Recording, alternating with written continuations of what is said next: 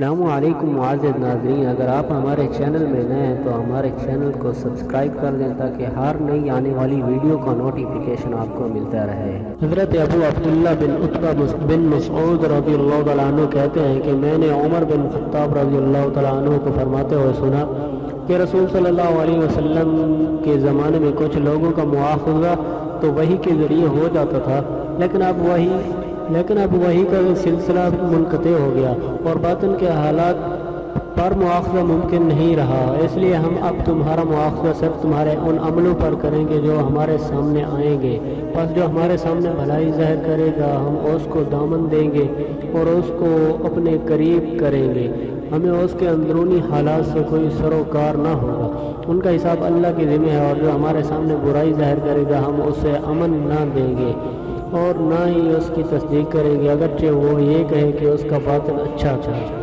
اللہ تعالیٰ نے ارشاد فرمایا اور مجھ سے ہی ڈرو۔ اللہ تعالیٰ نے ارشاد فرمایا بے شک تیرے رب کی پکڑ بڑی سخت ہے۔ اللہ تعالیٰ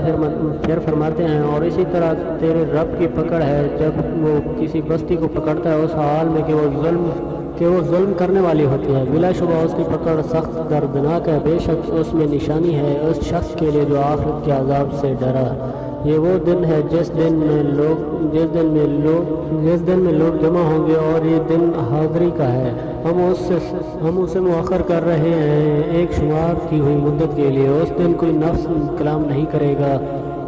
مگر اس کی اجازت سے، پس ان میں کچھ لوگ بدبخت ہوں گے اور بعض خوش نصیب ہوں گے۔ پس پھر وہ لوگ جو بدبخت ہوں گے وہ آگ میں ہوں گے اور ان کے لیے اس آگ میں چیخنا اور چلانا ہوگا۔ اللہ تعالیٰ فرماتے ہیں اور اللہ تعالیٰ تمہیں اپنی ذات سے ڈراتے ہیں۔ اللہ تعالیٰ نے فرمایا اس دن آدمی بھاگے گا اپنے بھائی سے اور ماں سے اور اپنے باپ سے اور اپنی بیوی سے اور اولاد سے،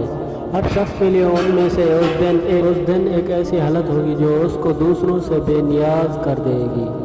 اللہ تعالیٰ نے ارشاد فرمایا لوگوں تم اپنے رب سے ڈرو، بے شک قیامت کے زلزلہ بہت بڑی چیز ہے، جس دن تم دیکھو گے ہر دودھ پلانے والی اپنے شیرخوار بچے کو بھول جائے گی اور ہر حمل والی کا حمل گر جائے گا، اور تم دیکھو گے کہ لوگ نشے میں ہیں حالانکہ وہ مستی میں نہیں ہیں،